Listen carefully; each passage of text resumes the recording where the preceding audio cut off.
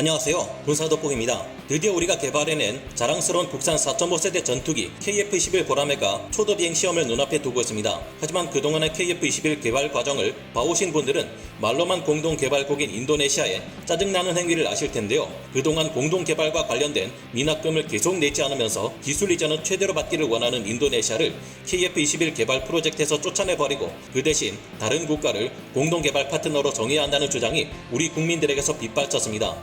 그리고 호주가 인도네시아를 대신할 KF-21 공동개발 파트너가 될 수 있다. 인도가 대신 파트너가 될 수 있다. 이런 말이 많았죠. 저희도 그런 희망에 대한 내용을 담아 여러분께 말씀드렸지만 아직까지 인도네시아를 대신할 파트너가 없는 상황이라는 게 KF-21 전투기 개발의 최대 문제점입니다. 그런데 이 문제를 해결할 수 있는 국가가 중동에서 혜성같이 등장하고 있습니다. 바로 얼마 전 우리에게서 천궁 블록2 방공 시스템을 4조 원대에 도입한 UAE 아랍에미리트인데요. 현재 상황상 아랍에미리트는 나팔 전투기를 도입해 공군력을 크게 강화하는 이라크에 맞서 반드시 첨단 공군력을 갖춰야 하고 이들을 위한 가장 유력한 대안은 한국의 KF-21 보라매밖에 없는 상황입니다. 한국의 계획대로 KF-21이 개발되기만 한다면 아랍에미리트에게 KF-21은 더없이 만족스러운 대안이고 이를 통해 최강의 4.5세대 전투기 중 하나로 불리는 이라크군의 프랑스제 라팔 전투기를 물리치게 될 텐데요. 게다가 아랍에미리트는 한국에서 도입한 KF-21을 개량해 공군력 우위를 가질 KF-21 블록3 5세대 스텔스 전투기를 확보하고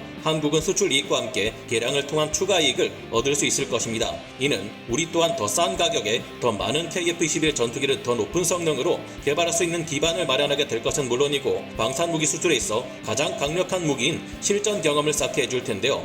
아랍에미리트에 대한 KF-21 전투기 수출 상당히 해볼 만한 상황인데 어떻게 이 같은 여건이 조성되어 온 것일까요? 전문가는 아니지만 해당 분야의 정보를 조사 정리했습니다. 본의 아니게 틀린 부분이 있을 수 있다는 점 양해해 주시면 감사하겠습니다. 최강의 4.5세대 전투기 라팔을 도입하는 이라크 공군을 제압해야 하는 아랍에미리트. 현재 아랍에미리트는 수니파 이슬람교를 따르는 국가의 대표 주자로서 시아파 이슬람교 국가인 이란, 이라크와 대립하고 있습니다. 이들의 대립은 서로에 대한 군사적 공격으로 이어질 만큼 심각한데요. 그나마 이라크와 아랍에미리트의 관계는 그래도 좀 나은 편이지만 이라크 또한 시아파 이슬람교를 따르는 국가인 만큼 언제든지 아랍에미리트의 적국으로 부상할 가능성에 대해 아랍에미리트는 우려하고 있습니다. 그런데 이라크가 프랑스제 라팔 전투기에 관심을 크게 보이며 지난 2월 라팔 F4 전투기를 도입하는 계약을 체결했다는 소문도 있다는 것이 문제입니다. 이 때문에 아랍에미리트로서는 이러한 공군의 전투기들은 물론 이라크가 도입할 수 있을 강력한 프랑스제 4.5세대 전투기 라팔 F4를 압도할 수 있는 최첨단 전투기가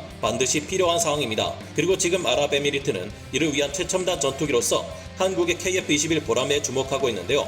아랍에미리트가 그 많은 최첨단 전투기들 중에서도 아직 개발 완료되지 않은 KF-21에 지대한 관심을 드러내는 이유는 뭘까요? 아랍에미리트가 KF-21 보라매 전투기를 도입할 가능성이 유력한 이유.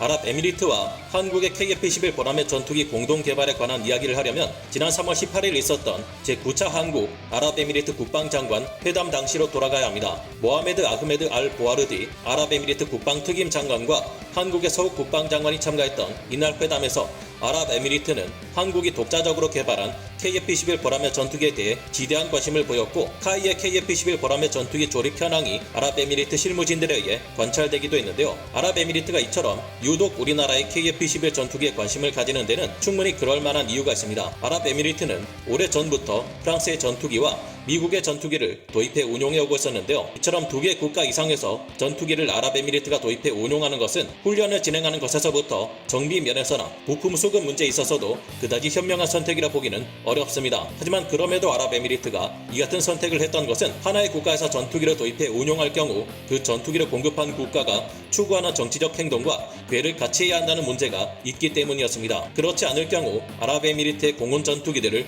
운용하는 데 있어 심각한 차질이 발생할 수 있다고 판단한 것인데요. 예를 들자면 아랍에미리트가 사우디아라비아의 예멘 내전에 개입했다는 이유로 미국이 아랍에미리트에 대한 군사 지원을 중단하고 한동안 정밀 유도 무기의 판매까지 금지한 것이 있습니다. 그리고 이는 추후 아랍에미리트의 공군력 유지에 있어 차질을 빚게 되는데요. 아랍에미리트 공군은 노후화된 미국제 F-16, EF 블록 60 전투기들을 교체하기 위해 미국 F-35A 스텔스 전투기를 도입하려 했지만 예멘 내전에 개입한 아랍에미리트를 이스라엘과 미국 내부의 유대인들이 좋게 볼 리 없었습니다. 이스라엘은 미국보다도 F-35에 대한 운용 경험이 더 많은 국가로 미군 조종사들에게 F-35 운용법을 가르칠 수준이기 때문에 이들의 반대는 치명적이었습니다. 결국 이 때문에 아랍에미리트는 F-35A를 도입할 수 없게 되었는데요. 아랍에미리트 공군은 문제에 봉착했습니다. 아랍에미리트 공군은 노후화된 미라지 2000-9 전투기를 80대의 라팔 F4 전투기로 대체하게 되었지만 이는 엄연히 4005세대 전투기이며 적국들과의 마찰에 대비해 아랍에미리트는 5세대 스텔스 전투기를 원했기 때문인데요. 꽁 대신 닭이라고 F-35로 도입할 수 없게 된 아랍에미리트는 러시아로부터 수호이 75 체크메이트 스텔스 전투기 사업에 막대한 개발비를 지원하고 이를 도입해 공군력을 강화할 목표를 세웠습니다. 이를 증명하듯 실제로 수호 75 체크메이트 전투기가 최초 공개된 것은 아랍에미리트의 두바이 에어쇼 2021이었습니다. 그런데